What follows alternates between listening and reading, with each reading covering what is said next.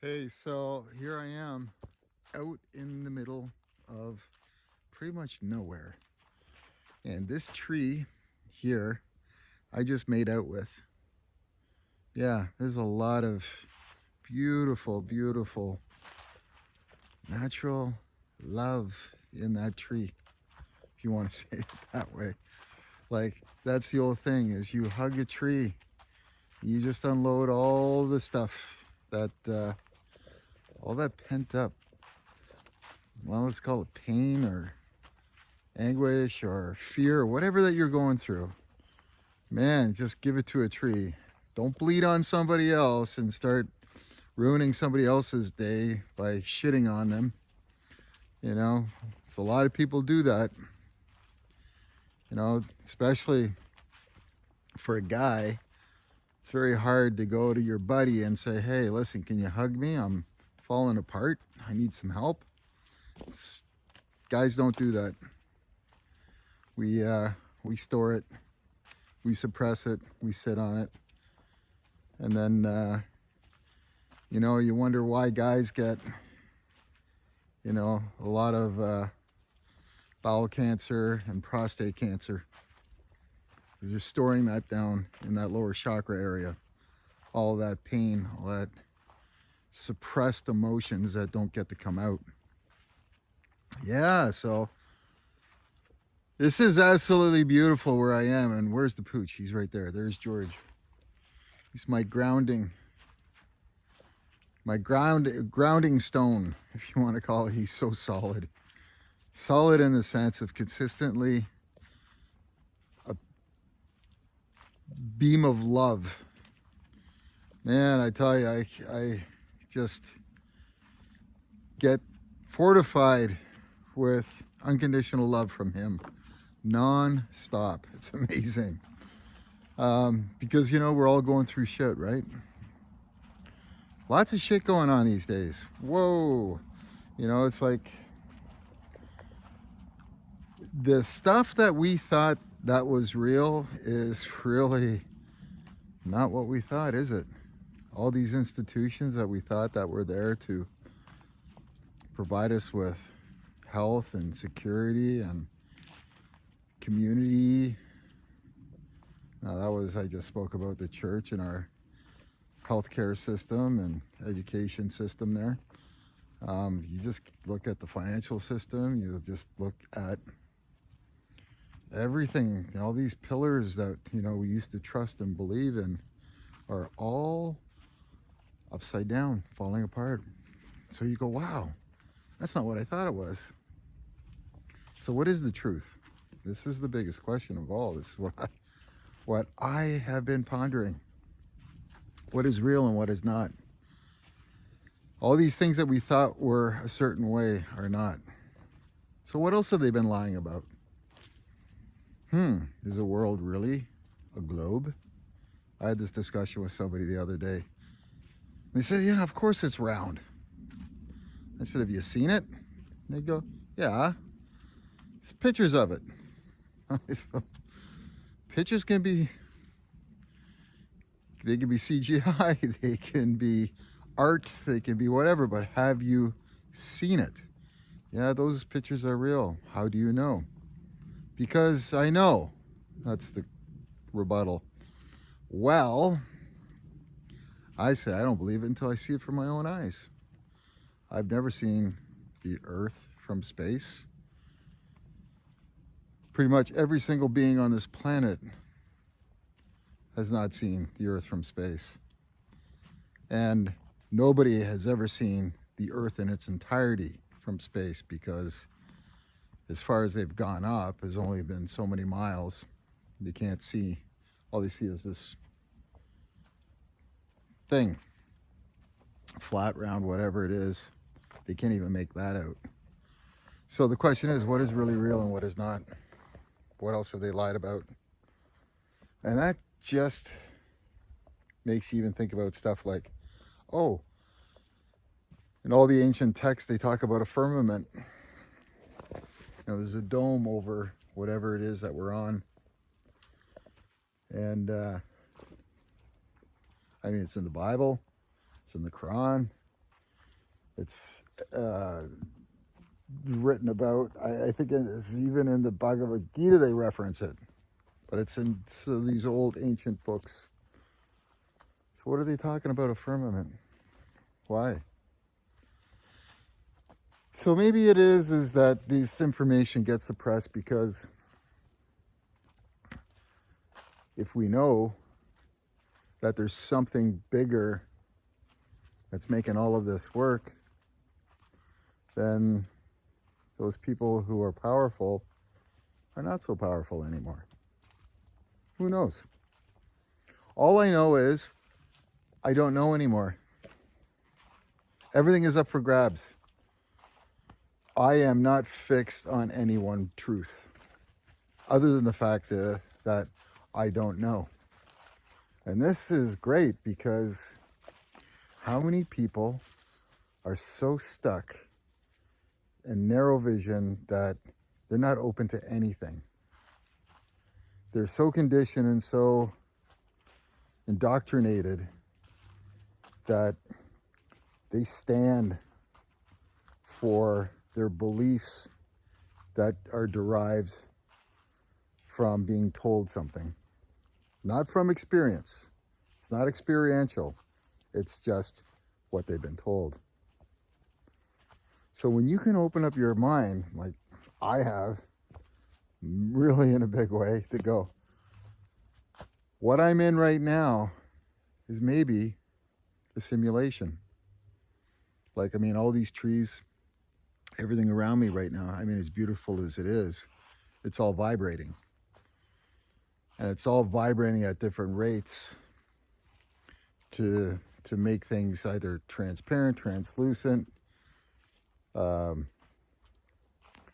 three-dimensional hard surfaces like stone, like trees, like ground, you know, just different levels of vibrating particles. Now we know that particles exist in everything and everywhere. Everything on this planet is made up basically of the same elements, but just compacted a different way. So if the molecules and the atoms, if you look at the atoms actually, they're so far apart, there's all this space. So if there's so much space inside of all of this space, what is there? It's so crazy. It's so crazy. You open your head to this stuff, it's mind-blowing. So anyway, I'm just kind of ranting. Not ranting. Just going for this walk in this woods here. It's so beautiful. Just trying not to fall in these tracks that I just walked through here.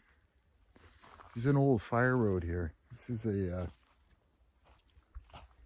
what do you call this? Managed forest. I saw actually a buck, which is a male deer with antlers, big one, yesterday. George looked at it. George was like, what the fuck is that? Never seen one of those before. He's seen the doe, but half the size. So anyway, nature, so beautiful. So beautiful. This is,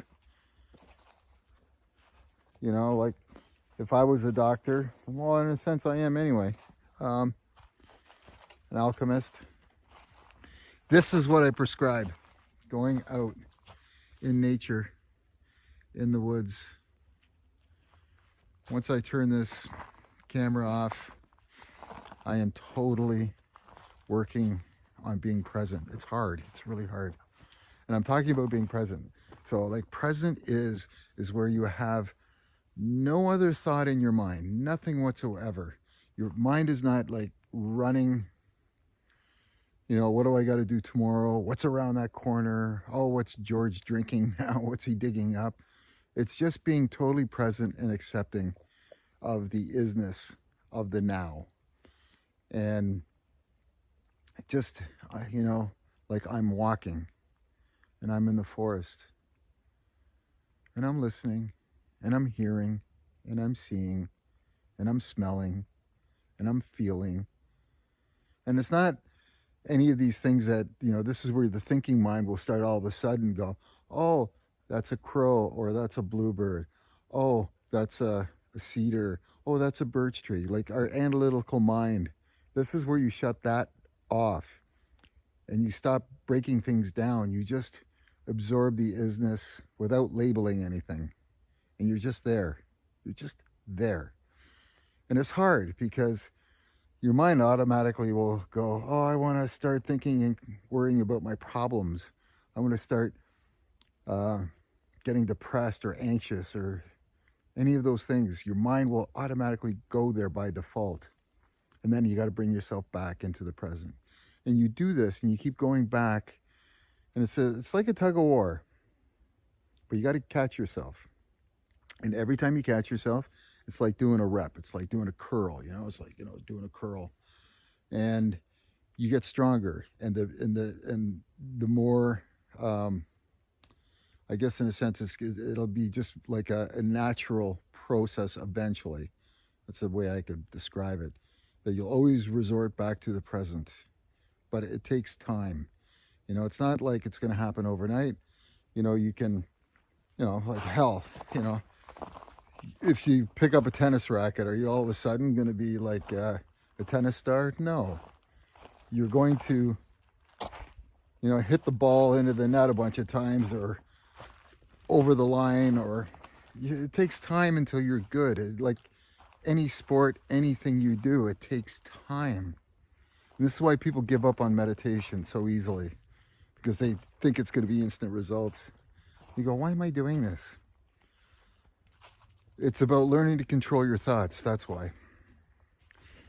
If you can control your thoughts, that means what's happening out there is not controlling you. Because now you're in control of what you're allowing in, and you're in control of what your mind is going to do with that information. Because some people have absolutely no control whatsoever, and those people suffer tremendously of fear and anxiety and depression because their mind is running the show. So this is where this practice of concentration comes in. Just concentrate on being aware of your breath as you're inhaling and exhaling. And focus on that. Every time your mind wanders, bring it back to the breath. And again, you're doing reps. And the more you get into this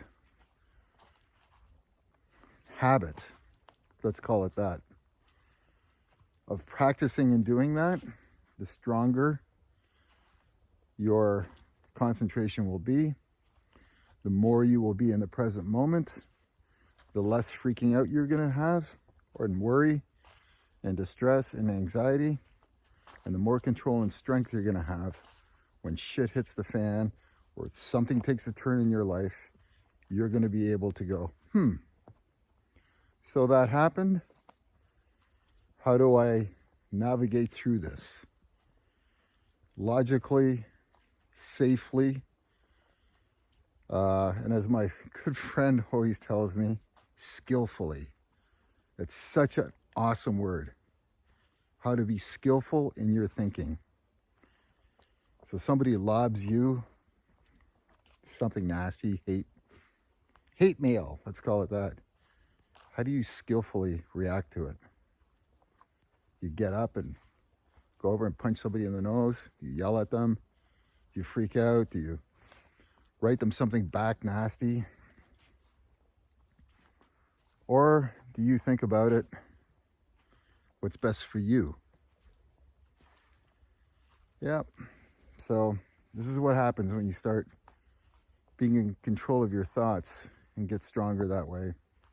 And you get control of your life. And your happy button becomes really big. And your sad and angry and frustrated button becomes really small. Somebody's putting me through the grinder right now. Oh my God, they've done something like so fucking mean. Like it's so like out of left field. And then I was like, okay, how did I ask for this? What did I do? And then what are they all about? Why are they doing what they're doing?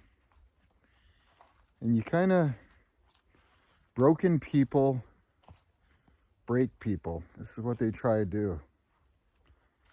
They're broken inside. They're unhappy as hell. And they're trying to take other people down that path with them because, well, many different reasons why. It could be childhood trauma. It could just be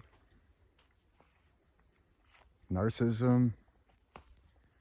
It could be some sort of other mental, psychological issue. Just be jealousy and resentment. Again, that's something they're feeling a whole lot of lack in themselves, obviously. But these people are out there and they're heightened right now. There's a lot of collective